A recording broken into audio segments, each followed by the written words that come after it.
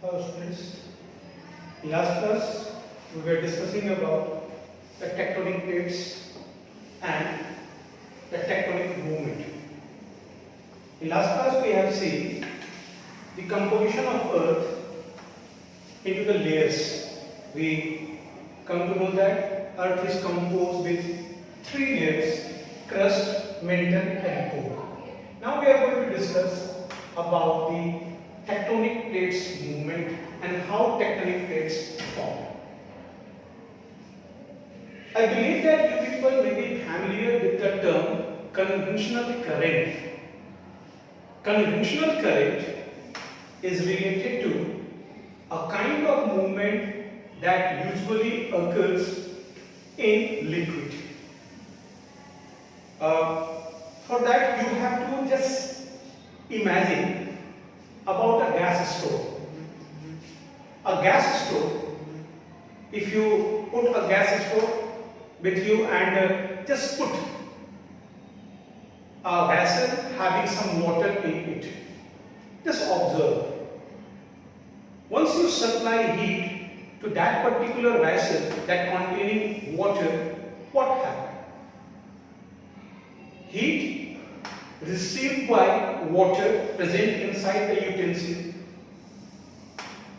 At first, the liquid that is present bottom of the vessel that gets heated up.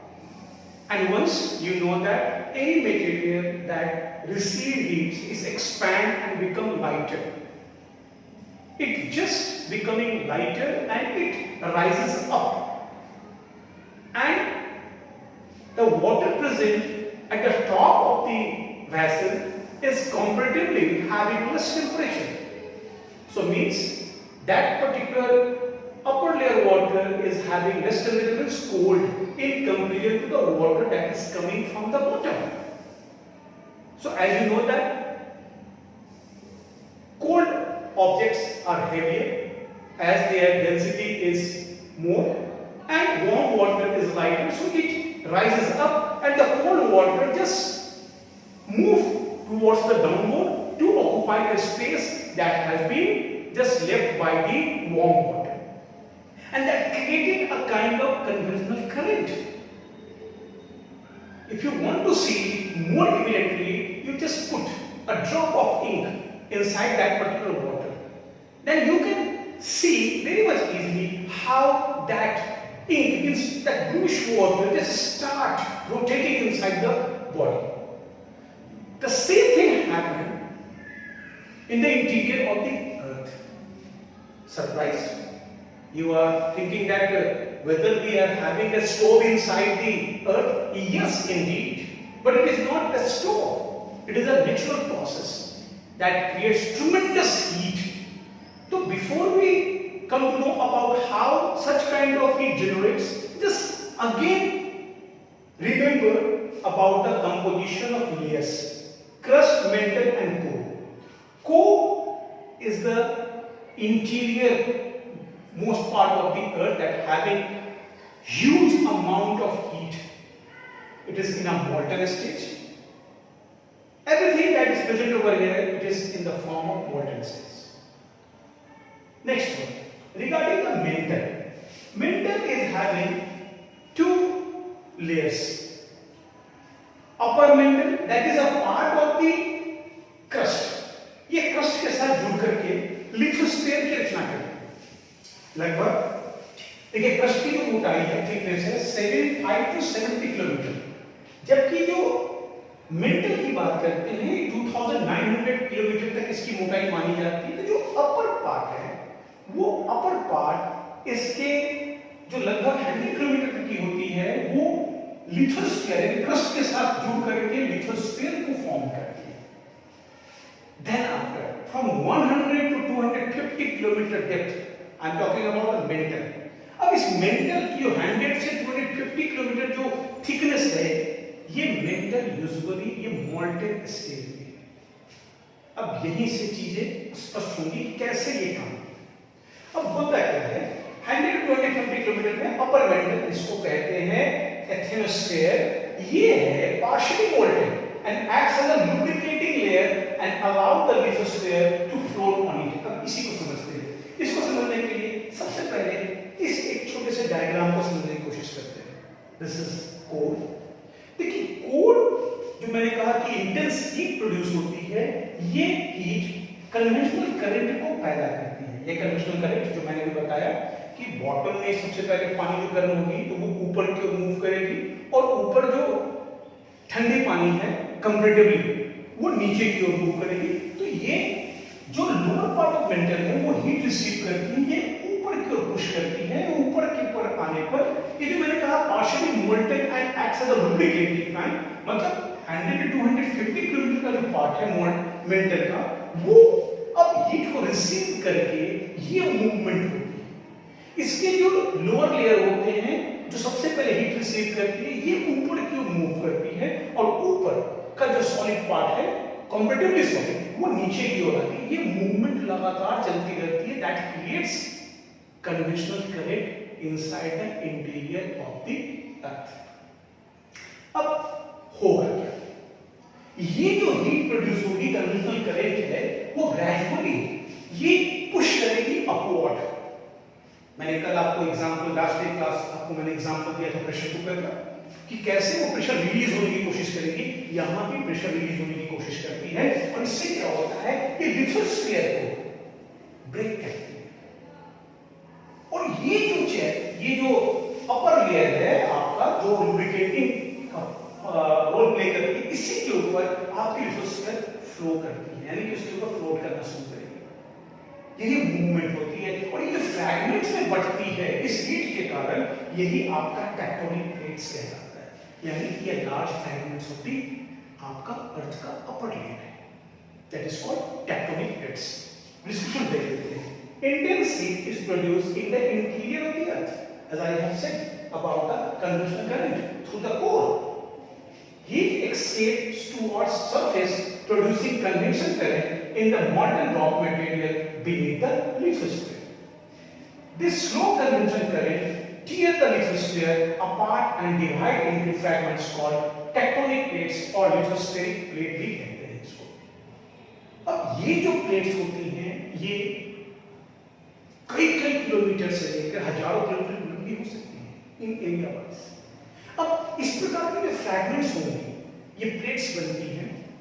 These plates are also having their own movement, own way of movement, as I have said, due to the heat produced, that is convection current produced inside the interior of the earth.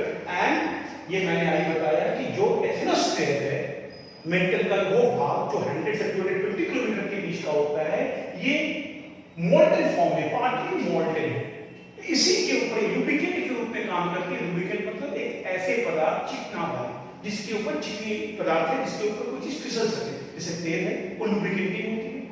तो ये उसी प्रकार का oiling का काम करती है. इसके ऊपर लिथोस्फीयर फ्लोट करेगी, पहले उसके ऊपर तैरने लगेगी. अब इसी को समझना है. अब यहाँ पे देखिए मैंने डायग्राम बनाया है, ये कैसे इसको ब्रेक करके निकलेगी, इसकी मूवमेंट होगी. और ये मैंने लिखा है कॉन्टिनेंटल प्लेट और ओशनिक प्लेट. ये मैंने आपको बताया कॉन्टिनेंटल प्लेट जो लैंड एरिया है. ओशनिक प्लेट्स का मतलब क्या होता है, ये डेप्थ में होगी और जिसके ऊपर समुद्र की निर्माण होने वाली है. तो ये ओशनिक प्लेट है. ये देखिए इनसाइड डेप्थ है, ये कॉन्टिनेंटल प्लेट है.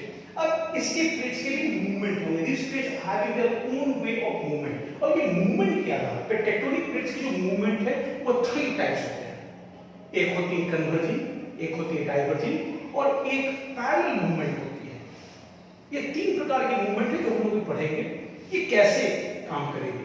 और इसकी बाउंड्री होगी plate boundaries. whenever two plates either converge, diverge or moves towards parallel, just rubbing their edges and moving.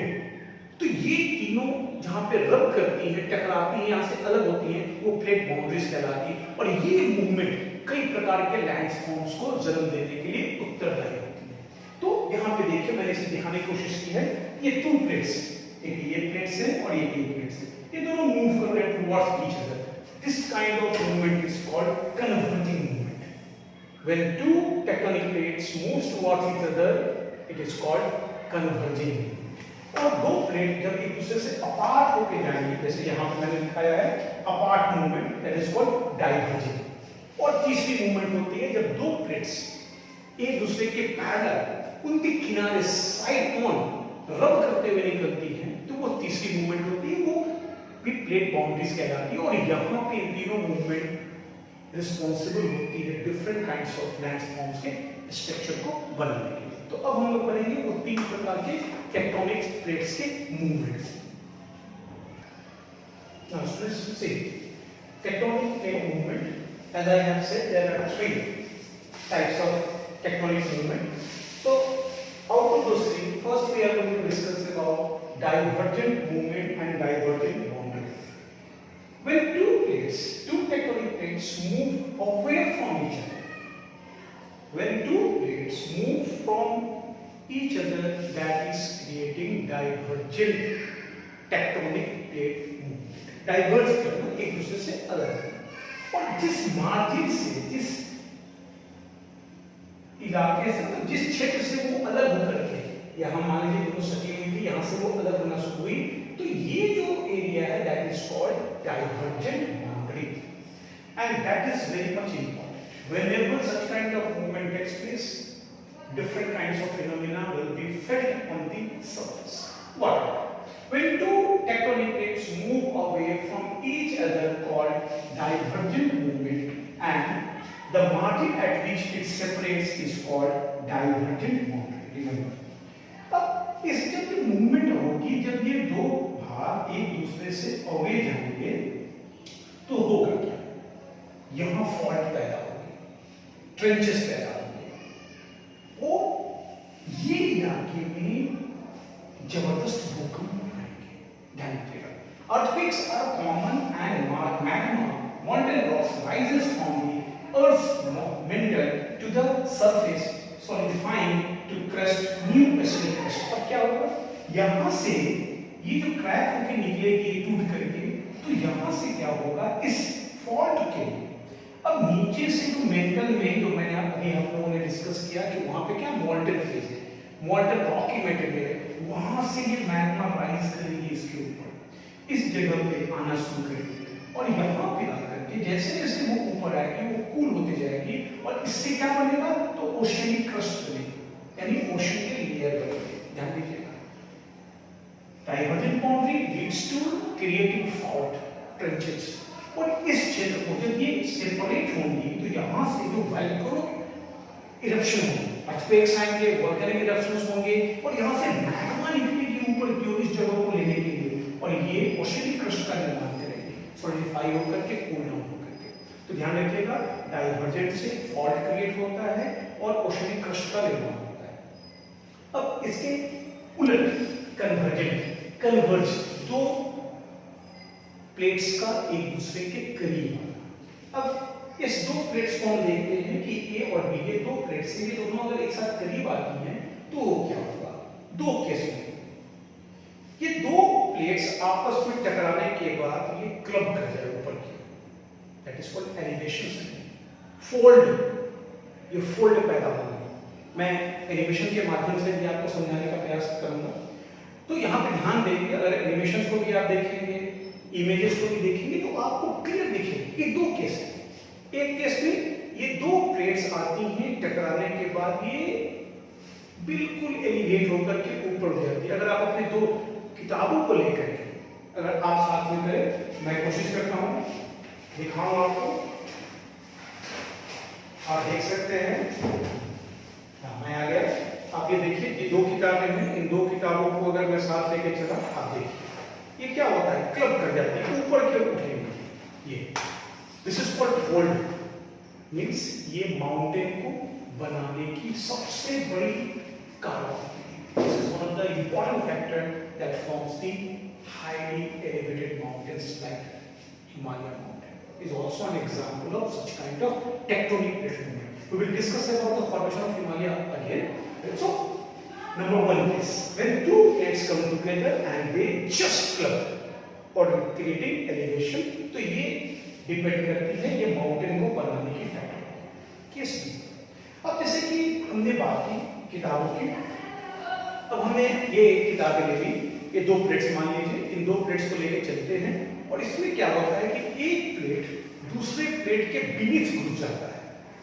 तो ये क्या होगा, एक नई स्ट्रक्चर को जन्म देगी। क्या बनाएगी? तो ये बनाएगी कॉन्टिनेंटल प्लेट। होगा क्या इस केस में, वन ऑफ द प्लेट में बेंड डाउन। अब ये दो प्लेट आ रही है, ये टकराई और ये हेवियर प्लेट जो है वो इसके ऊपर आ जाएगी और ये जो प्लेट है, ये लाइटर प्लेट, वो नीचे की ओर बेंड कर जाएगी। मान लीजिए प्लेट ए है, ये बी है। अब क्या होगा, ये बेंडिंग होगी तो यहाँ से एक बेंड क्रिएट होगा, ये स्पेस क्रिएट होगी यहाँ से, और यहाँ से मॉल्टेन मैग्मा ऊपर की ओर आएगी और ये ऊपर की ओर आने के बाद ये क्या हो जाएगी, ठंडी होने लगेगी और ठंडी होकर के ये कॉन्टिनेंटल प्लेट्स बनाएगी। ये आपने देखा, ये ओशनिक क्रस्ट बनाती है, ये कॉन्टिनेंटल सरफेस बनाएगी, लैंड एरियाज जिससे हम रहेंगे। तो ये दो चीजें ध्यान रखिएगा, कन्वर्जेंट और divergent.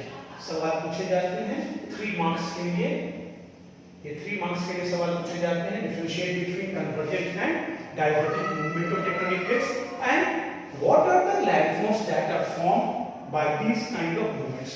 I hope you are very much aware about how this kind of movement leads to takes place and what are the landforms that are going to be formed. तो ये ओशनिक क्रस्ट बनाती है, ये continental crust बनाती है। दोनों ही case में earthquake है। Earthquake is a common phenomenon whenever there is a movement in the interior of the earth, whenever the tectonic plates moves either towards each other, either from away from each other, it leads to the earthquake. अब यहाँ ध्यान दीजिएगा, ये जो mountain बनाती है, इसके साथ साथ यहाँ डायग्राम पे मैंने कहा कि earthquake यहाँ भी आती है। क्या आपको पता है रिंग ऑफ फायर्स? ये रिंग ऑफ फायर्स पूरे पैसिफिक ओशन में, जिसमें जापान वगैरह का इलाका आता है, ये रिंग ऑफ फायर्स इसी का परिणाम है। ये बहुत ही सेंसिटिव जोन है। तो ये जो इंट्रूसिव फोर्सेस है, आप याद कीजिए, जो इंटीरियर फोर्सेस होती है, internal process through which landforms are form, ये इंट्रूसिव फोर्सेस है और इंट्रूसिव फोर्सेस बहुत पावरफुल फोर्सेस होती है। तो नेक्स्ट जो हमारा एक थर्ड मूवमेंट है, जिसमें दो प्लेट्स एक दूसरे के पैरेलल मूव करती है, हम उसको पढ़ेंगे। Now the third type of tectonic plate movement, that is transform tectonic movement. In this kind of tectonic plate movement, two plates moves parallel to each other and this is called transform boundary. Transform boundary, ध्यान रखिएगा, दो plate move कर रही हैं parallel opposite direction में, ये बनाती है ट्रांसफॉर्म बाउंड्रीज। और ये अपोजिट भी हो सकती है और साथ में एक ही डायरेक्शन में भी मूव हो सकती है, but it is parallel to each other. ध्यान दीजिए, पैरेलल टू ईच अदर। तो यही कहलाएगी आपकी ट्रांसफॉर्म बाउंड्री। यहां ध्यान दीजिएगा, इससे क्या होगा, इससे क्या पैदा होगी, कौन सी संरचना बनेगी। यहां भी अर्थक्वेक साइन, ध्यान दीजिएगा, इससे बनती है कॉन्टिनेंट्स के बाउंड्रीज। क्योंकि ये दो सरफेस रब करते हुए जाती है तो इसके किनारों को तोड़ते फोड़ते हुए निकलती है इर्रेगुलरली। ये कोई नया स्ट्रक्चर नहीं बनेगा। Unlike from convergent and divergent boundaries, crust is cracked and broken. इसमें क्रस्ट क्रैक होती है, ब्रोकन होती है एट द ट्रांसफॉर्म मार्जिन। इस मार्जिन पे जो क्रस्ट है वो क्रैक होगी, उसके साथ वो टूटेगी, लेकिन ये न तो नया सरफेस बनाती है न उसको नष्ट करती है। आपने पढ़ा divergent leads to the formation of oceanic crust while convergent leads to the formation of continental crust. Continental crust में यानी कि जब हम बात कर रहे थे कन्वर्जेंट में, तो वहां पे ओशनिक क्रस्ट को नष्ट किया गया और कॉन्टिनेंटल क्रस्ट बनी है, तो फॉर्मेशन हो रही है नए क्रस्ट की। लेकिन इन ट्रांसफॉर्म मूवमेंट में, जिसको हम लोग पैरेलल मूवमेंट भी कहते हैं प्लेट्स के, इसमें न तो क्रस्ट बनती है न डिस्ट्रॉय होती है, रादर ये क्रैक होती है, ब्रोकन होती है एट इट्स मार्जिन्स। जब दो प्लेट्स टकराएंगी तो निश्चित रूप से अर्थक्वेक तो आने ही आने हैं। तो ये क्या बनाएंगे आपको, ये ग्रेट कैनियंस बनाएंगे सतह के अंदर। गहरी खाइयां बनेंगी इसमें भी, और ये बड़ी गहरी फॉल्ट भी बनेगी। फिर से वो खाइयों की बात हो रही है, दरारें पैदा होंगी टकराने के बाद। लेकिन ये नया स्ट्रक्चर ना तो ऑस्मिक क्रस्ट बनाएंगी ना कॉन्डक्टर क्रस्ट बनाएंगे। तो बच्चों, आई होप कि आप ये 3 टाइप्स ऑफ मूवमेंट समझ में आया, इस मूवमेंट के पीछे रीजन है वो समझ में आया। नेक्स्ट जो हम पढ़ेंगे वो है हमारा हाउ मॉडर्न लैंडफॉर्म्स इवॉल्व। आज जो विविध फीचर हम देखते हैं, 7 कॉन्टिनेंट्स देखते हैं, वो कैसे बने? क्या धरती शुरू से इसी प्रकार थी? अगर टेक्टोनिक मूवमेंट हुई तो इन लाखों सालों में इस मूवमेंट ने क्या परिवर्तन लाया?